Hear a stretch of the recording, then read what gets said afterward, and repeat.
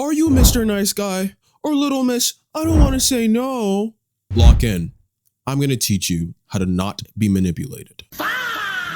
Manipulation. We all know the word. We've heard it. We use it.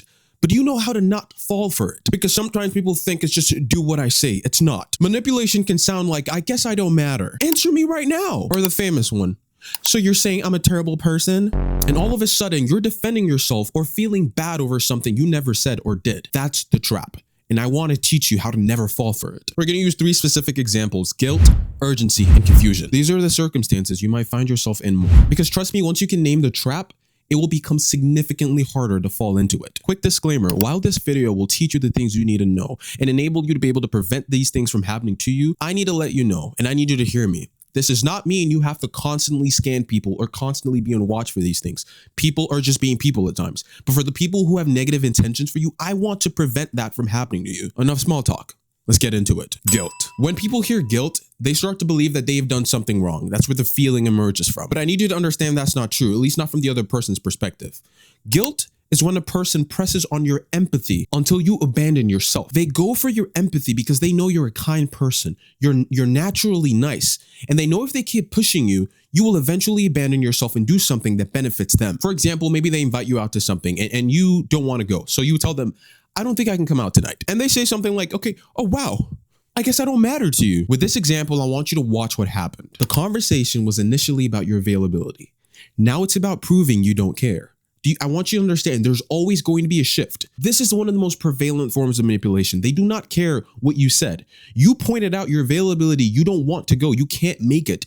But they don't care about that. They responded to what would make you feel bad because they're trying to elicit an emotion to get a favorable response out of you. So lock in on this rule. Do not argue with guilt. You have to separate care for something with compliance. You don't have to agree to not care. You not agreeing doesn't mean you don't care. So with the first example, let's say they press on your empathy, right? Oh, you don't care about me?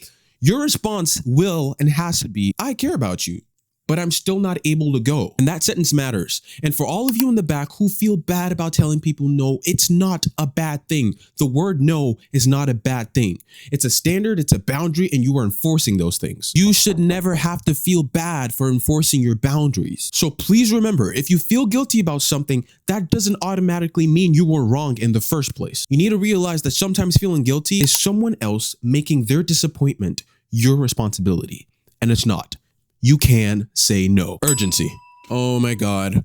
Manipulative people, they hate giving you time because time lets you think, and thinking for a manipulative person is dangerous. Because think about it. If you're not coherent, if you're not together, you don't have your thoughts together, the other person will benefit from your confusion. So they rush you. Answer me right now. You need to decide today. If you love me, you wouldn't need time. You tell me right away. Guys, please believe me when I tell you this. Pressure is not proof that something matters. Sometimes pressure is proof that people know you will choose differently if you have time to think about it. And not everyone is manipulative. So it is important that when you're dealing with people, you have an agreed time. Don't let anyone rush you, but at the same time, don't keep them waiting because you have to be respectful. So here's the rule for this one. Never make emotional decisions on someone else's deadline. Literally take charge and speak up. You can say something like, I'm not ignoring you, but I just need time to think. It does not matter the situation. It does not matter the circumstance you find yourself in. You need to reclaim your autonomy. You need to reclaim your time. Do not feel forced to make a decision. And here's the important part. I want you to notice what happens after you say something like that. If they respect the time you gave, if they respect that you need time to process your feelings and emotions, very good. This is an understanding person. But if you say that and all of a sudden they're having a hard time processing that, and even worse, they punish you for that. Punishment could come in the form of, okay, I'm never going to talk to you again, or I'm taking this away from you. Watch out for that. Healthy people may not like your boundary, but controlling people, they fear it. Because if you can speak up and say, hey, I don't want to do this, but you have to give me some time, they will do anything they can to pressure you and force you into speaking. Please watch out for that. So please remember, a pause, a break is not disrespect, it is protection. If someone needs you panicked in a state of confusion to get the answer that they want, that is not love, that is control.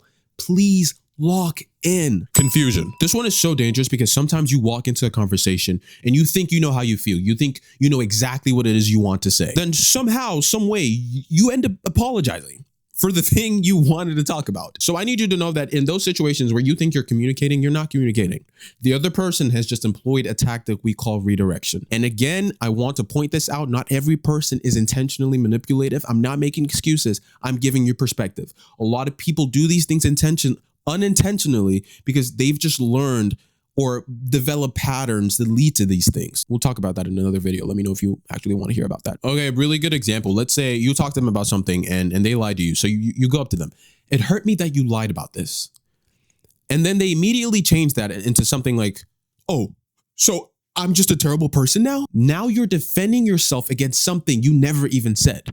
You see how we're shifting the conversation from I'm coming to you about something, right? And then they redirected it. Redirection, remember that. Redirected it into, oh, so I'm a terrible person? They moved the conversation from their action to your tone, from your pain to their feelings, from accountability to damage control. And if this happens, you will spend the entire conversation arguing about the wrong thing. So here's the rule for this one.